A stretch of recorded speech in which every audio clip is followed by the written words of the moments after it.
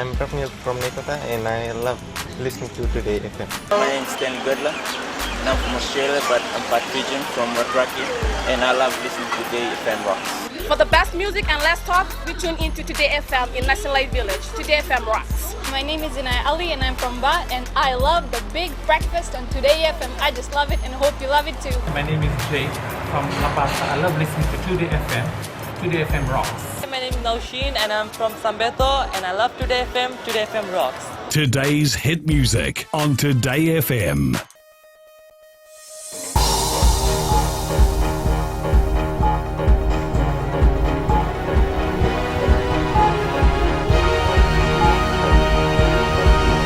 Good evening, I'm Amrita Priyadarshini and this is FBC News. Tonight, Fiji is home to every Fijian, PM tells all at Sydney's Fiji Day celebrations. Fiji ports to be developed. And Rock Market joins the fight against cancer.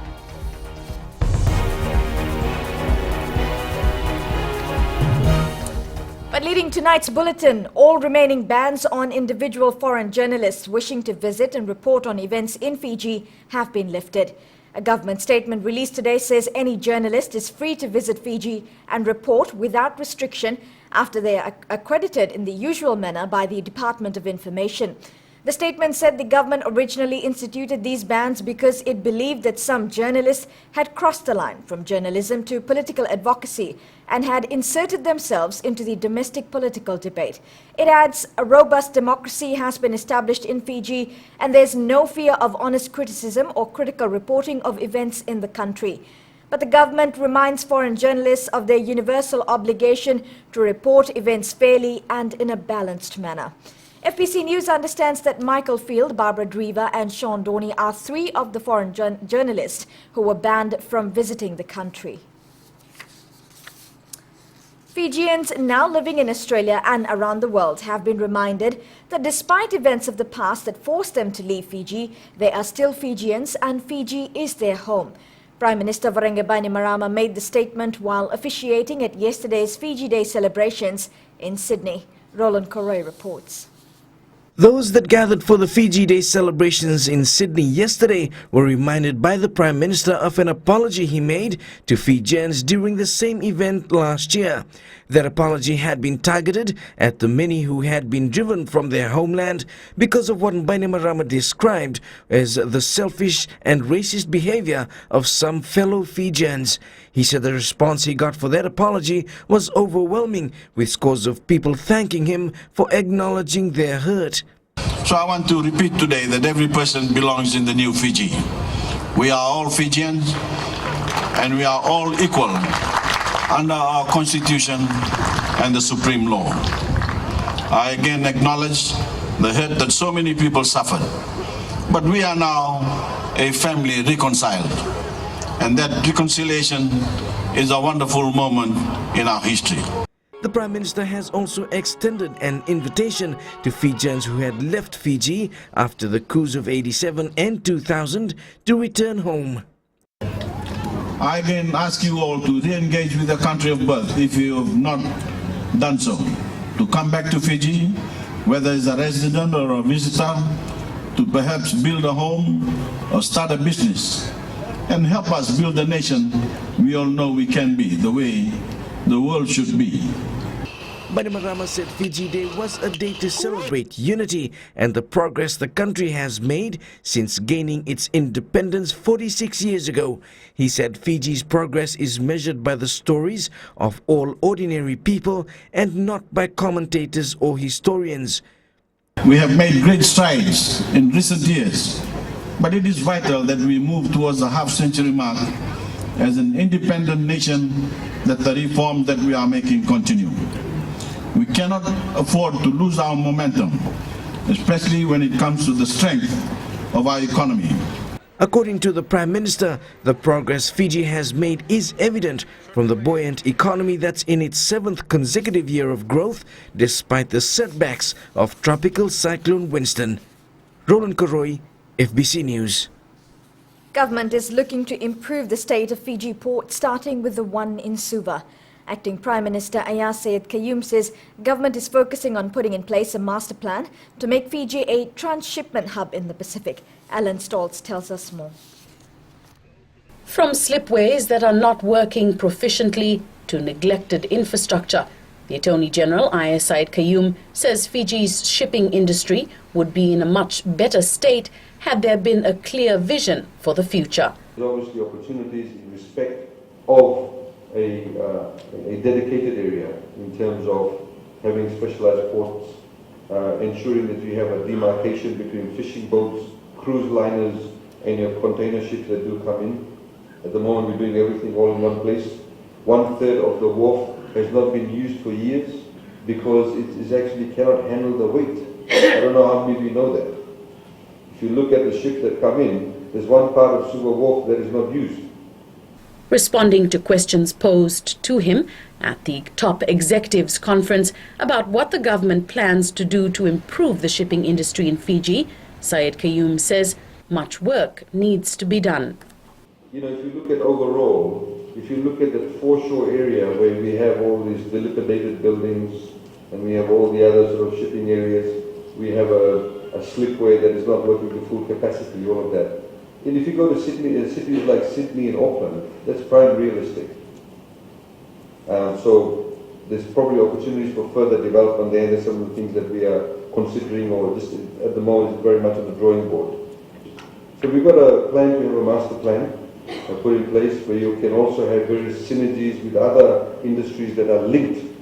For example, you know, dry docks and good slipways and what have you. He says the Asian Development Bank is assisting Fiji in this regard and helping develop a master plan for a more brighter future. Ellen Stoltz, FBC News. A total of 15,014 students will sit for their Year 10 examinations tomorrow. Minister for Education Dr. Mahendra Reddy says it is important to pay the highest level of attention to children's needs during external examination period. The minister has conveyed his warm and sincere well wishes to all students, saying this is their time to shine and that all students must give it their best shot. The Year 10 examination is expected to end on the 24th of this month. Every month, Suva's Carnarvon Street is a buzz with the ever-growing rock market. And almost every time this happens, FBC News brings you a story. Usually it's on the stalls or on the food and entertainment. Today, we bring you something a little different. For the first time in the history of the market, October has been dedicated towards raising awareness on breast cancer. And Pranita Prakash tells us more. Rock Market Coordinator Elena Kaloni-Singha says the Pinktober theme was chosen to be part of their contribution towards raising awareness on breast cancer. Losing a close friend to cancer was also inspiration enough to raise funds for those battling the killer sickness. Fortunately, it will affect everyone in some way, whether it's themselves or their friends. And today's collection, we sold over 200 ribbons and we filled up tins with donations from the public. And it's all being donated in memory of Mika Singh, who lost her fight with cancer in 2015. Queenie Navatonga lost her niece Melika to cancer. Her message to everyone suffering in silence is to speak out and share their stories, as families and friends are always willing to help. I hope people would be free to talk about it, especially the girls, even when they on the first stage of whatever they feel, if there's any pain, just to share it amongst the girls, the friends. It should help. Melika didn't do that. It was such a shock to us, to the family. The rock market continues to be a hit with a lot more stalls and a lot more people frequenting the monthly event. Today's move to dedicate the market towards creating awareness about cancer is undoubtedly a huge contribution. Pranita Prakash, FBC News. Indian singer, songwriter, composer and performer Mika Singh is excited for his show that's set to rock Fiji in less than 48 hours. The singer jets into the country tomorrow following his 3 shows in Australia. We're going to party, we're going to have good time. I'm so excited to see my fans because I heard Fiji is one of the best, beautiful country. Mika Singh and his troupe will perform in Suva on Tuesday and in Nandi on Wednesday. And coming up on FPC News, Vice President of the East Asia and Pacific World Bank is in Fiji. And find out who our successful Fijian is for this week. Stay with us.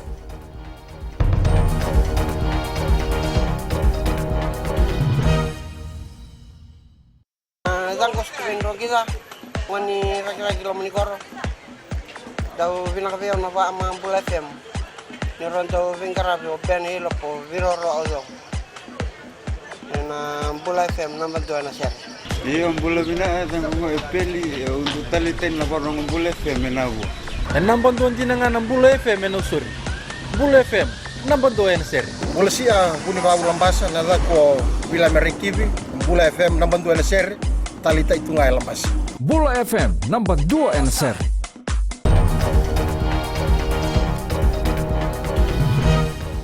Welcome back here with FPC News.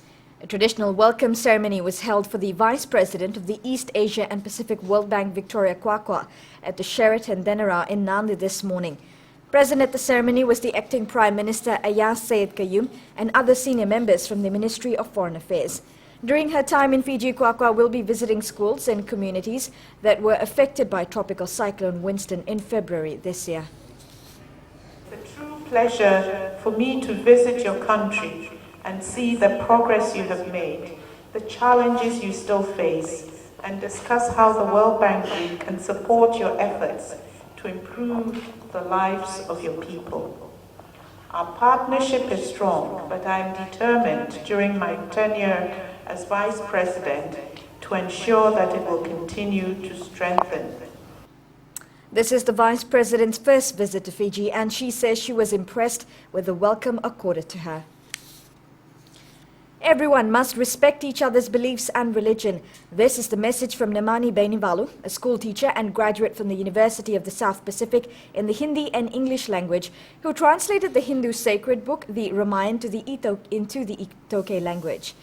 The translated version was launched on Friday night at the Suva Civic Auditorium by Attorney General Ayaz Sayed Qayyum. Bainivalu, a stout Christian himself, says you don't have to be a Hindu to be able to relate to what is taught in the Ramayan. Lesson that I think the Hindus have taken from the Ramayan is hard work, perseverance, and that you won't achieve anything in life unless you go through hardship. You have to go through the difficulties before you achieve anything in life. Poliomyelitis, or polio, is a highly infectious viral disease which mainly affects young children. The disease has been the worst nightmare for many children in Fiji since the early 1950s. Tonight in our Successful Fijian segment, we talk to one man who clawed his way out of his deathbed during his tender years and is now a happy father of 3 and a husband to a beautiful wife. His name is Reverend Reginald Kumar, and this is his story of survival and success against polio. Successful Fijians is brought to you by the Fiji Development Bank, your partner in progress. Reginald Kumar's life was never meant to be an easy one. Tragedy struck when he was just 2 days old. His mother, who suffered from tuberculosis, died. If that wasn't enough, young Reginald was diagnosed with polio at the very young age of 18 months. Life, as one can only imagine, was indeed a struggle for him, especially being surrounded by 10 other children who were raised together with him by his grandparents. My grandfather and my uncle, Maharaj, they were very, very helpful. It was an extended family. I think there would be 10 or 11 of us in the family. My grandfather and his 2 sons and a daughter and their families. So it was an extended family, and life was not easy in those days. But I want to acknowledge them. In fact, they are not in the world today, but I want to acknowledge them that they did their best. They did their best under the circumstances. They gave me the best education. They liaised with the hospital for best treatment and best availability of the braces that I could wear. They did the best for me. In the late 1950s, the hospital became home to Reginald. He vividly remembers the doctors and nurses who cared for him and who also became his family. His life was in for a major turnaround in 1963. But the turning point came in 1963. 1963 is when the Pentecostal movement happened in Fiji, and my dad, the the late David Chandra and my uncle, as I said, J.D. Maharaj from Fiji football. They took me to one of the crusades, evangelistic meeting in Albert Park, and that's where I was prayed, and then I was healed and then released from the hospital. Not totally healed, but enough so that I could continue my normal life. Now 59 years old and a man of God, Reginald says he always believed through the many struggles in his life that there was light at the end of the tunnel. When I came home, it was not normal. But there was one interesting thing that happened before I started normal life was they said we have to test you out. Test you out in that sense. One day I would go to normal school, the following day I would go to crippled children's school. And while his family has been by his side through it all, the Reverend believes he was spared for a reason. So, with all the struggles, with all the difficulties, I'm going to be 60 next year, as I said. I believe God has blessed me. Now I have this place over here. No inheritance, no nothing. This is all my hard work. Kumar is now helping people with polio get treatment in New Zealand and Australia. He's urging those with the sickness and need help to call him on 927-4245. For more on this story and for the contact details, go to our website on www.fbc.com.fj. Anna Ravulo, FBC News. Successful Fijians was brought to you by the Fiji Development Bank, your partner in progress. Still ahead in sports, Lambasa celebrates IDC win. And good numbers recorded at car race today. This and more coming up.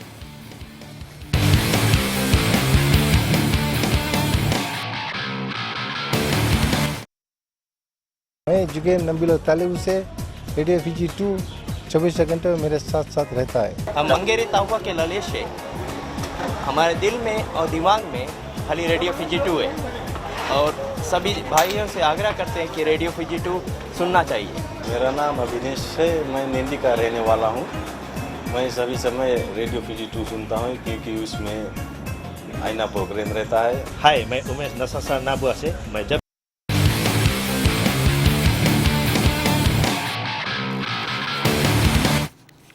Welcome to FBC Sports.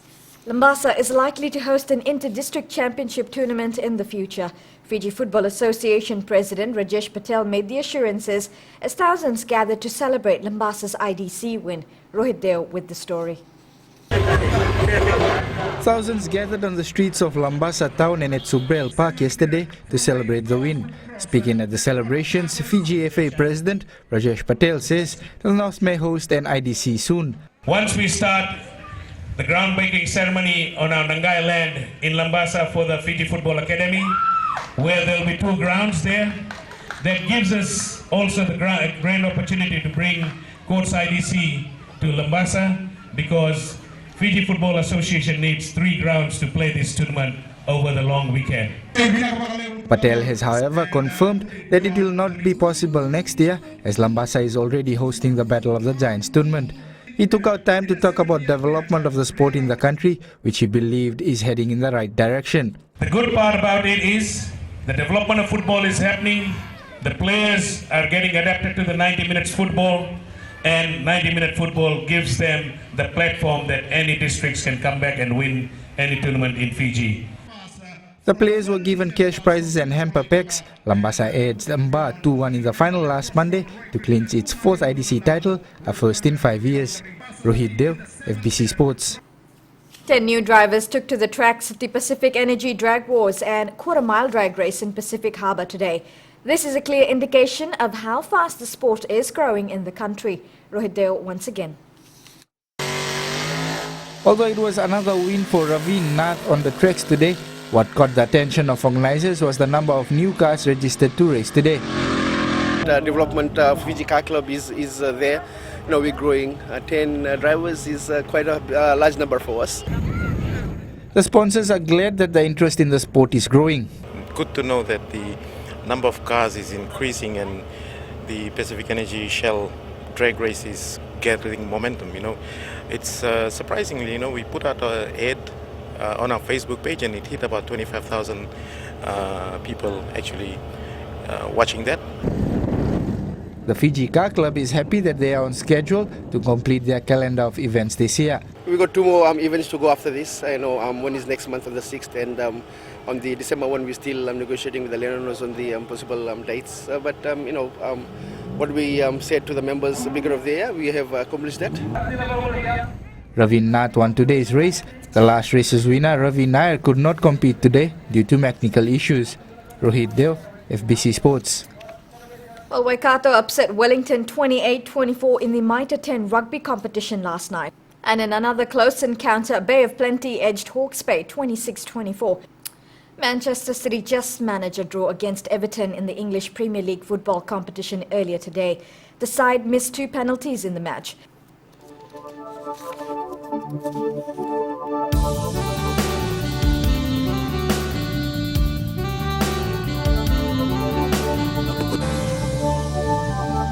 Well, the morning was mostly fine, cloudy skies with some showers prevailed in the afternoon over Fiji.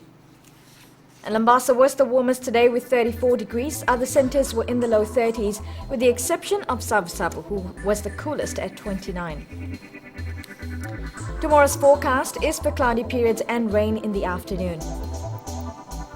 As for Tuesday, you can expect occasional rain, heavy at times, and few thunderstorms over most places. Fresh to strongest to northeast winds, east to northeast winds 20 to 30 knots, and rough to very rough seas. Moderate southerly swells are expected. Recapping the main stories, the government has lifted all remaining bans on individual foreign journalists who wish to visit and report on events in Fiji. Fijians overseas who left Fiji after the 87 and 2000 coups have been urged to return home by Prime Minister Voreqe Bainimarama. And Fiji ports to be developed. Now for these stories and others, you can tune in daily to our sister radio station Gold FM. On to this week's poll question, and we're asking, are we prepared for the upcoming cyclone season? To answer, visit our FBC website. Do send us newsworthy pictures and videos on email citizenseyes@fbc.com.fj or share it with us via our Facebook page FBC News, and if you're on Twitter, follow and tweet us those news tips at FBC News or simply hashtag FBC News.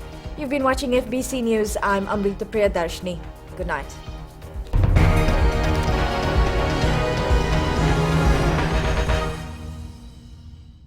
Yandra! I love listening to Gold FM at Golden Point Resort. Gold FM, only the classic hits. Hola, my name is General from Recreative Village. I love listening to Gold FM, only the classic. I'm Moses from Valeu. I love listening to Gold FM, only the classic hits. My name is Marita Manako. I'm from Kandavu. I like listening to Gold FM, only the classic hits. My name is Tilipa from Tavua Town. I love listening to Gold FM, only the classic hits. Gold FM, only the classic hits.